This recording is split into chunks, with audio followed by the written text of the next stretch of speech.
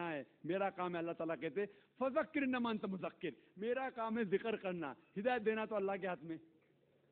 अगर आप देखेंगे कि अनफॉर्चुनेटली अफसोस की बात है कि मीडिया के जरिए कितनी गलत फहमियां फैलती है। एक आम मिसाल दूंगा मैं कि जब हिंदुस्तान आजाद नहीं था, ब्रिटिशर्स इस देश के ऊपर हुकूमत कर रहे थे, उस टाइम 60 साल पहले कई हिंदुस्तानी इस देश के लिए झगड़ा कर रहे थे। सही है कि नहीं? झगड़ा कर रहे थे। लेकिन ये लोग जो अपने देश की आजादी के लिए झगड़ा कर रहे थे, ब्रिटिशर्स लोग उन्हें कहते थे टेररिस्ट, दहशतगर्द। लेकिन हम आम हिंदुस्तानी कहते थे कि वो है देशभक्त, पेट्रियट। सेम इंसान सेम काम कर रहा है, लेकिन दो लकब, टू डिफरेंट लेवल।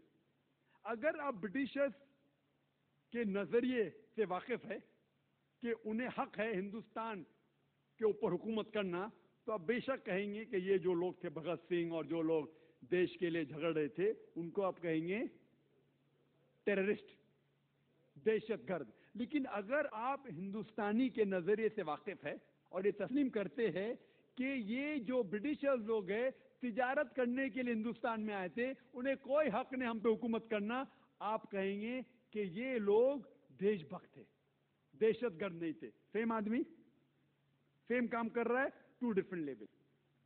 तो इसीलिए लेबल देने के पहले हमें यह तहकीक करना चाहिए वो किसके लिए झगड़ रहा है।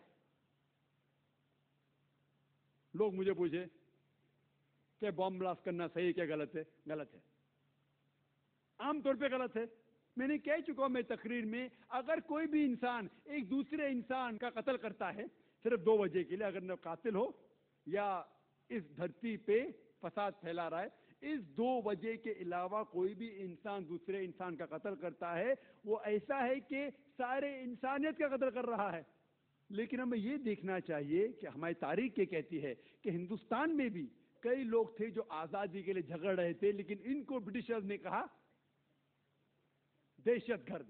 उसी तरीके से आज मैं ये नहीं कह रहा हूं कि बिन लादेन अच्छा है क्या खराब है, मैं ये नहीं कह रहा हूं कि वो अच्छा इंसान गलत है, अल्लाह वाला मैं नहीं जानता हूं, तो मैं ना उन्हें सपोर्ट कर रहा हूं ना बिन लादेन के खिलाफ जा रहा हूं।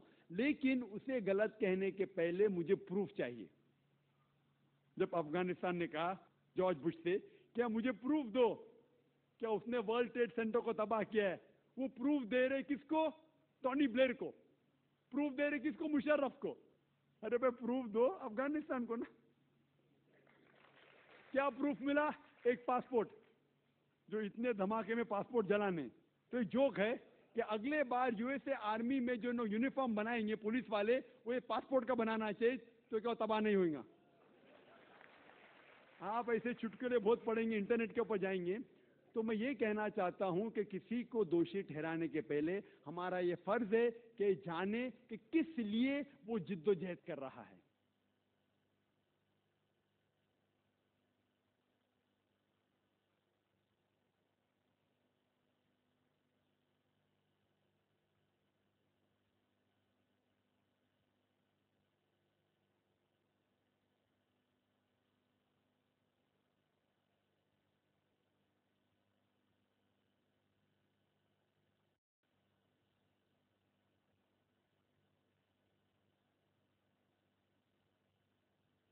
होप ये आपके सवाल का जवाब है।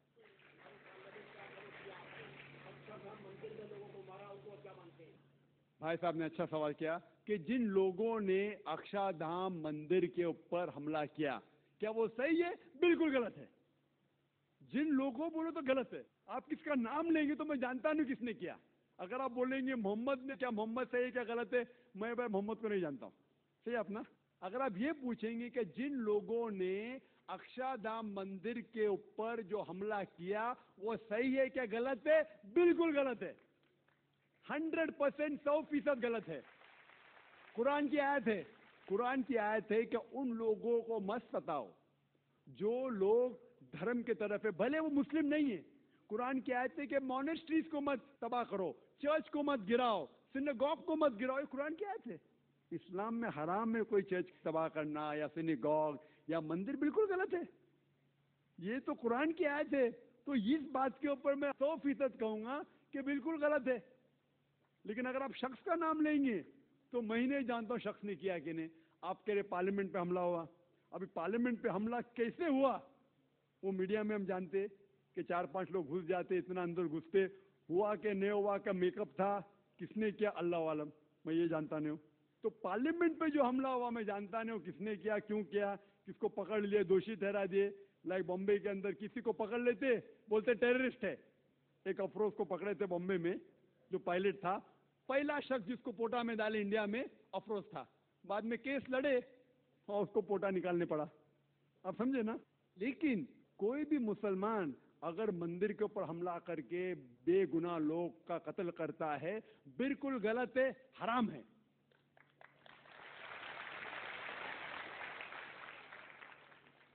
जी हाँ भाई साहब। माई सेल्फ अनुराग जैन और मैं एक स्टूडेंट हूँ। ज़्यादा तो मैं नहीं जानता इस्लाम के बारे में, लेकिन जैसा आपने कहा तो मुझे ऐसा लगता है कि अल्लाह बहुत दयावान है, जो इंसानों पर और हर जीव पर यानी जानवर पर भी बहुत दया करता है। अब मेरा सवाल, मैं आपकी इस बात से बहुत सहमत हूँ कि किसी भी इंसान का कत्ल करना इंसानियत का कत्ल करना है, और मैं ये भी मानता हूँ कि इस्लाम धर्म दया धर्म है और इंसानियत का धर्म है। आपने कहा किसी भी इंसान का कत्ल करना इंसानियत का कत्ल करना है। क्या किसी जीव, किसी जानवर का कत्ल करना कहीं किसी मायने में दया और इंसानियत का कत्ल करना तो नहीं है?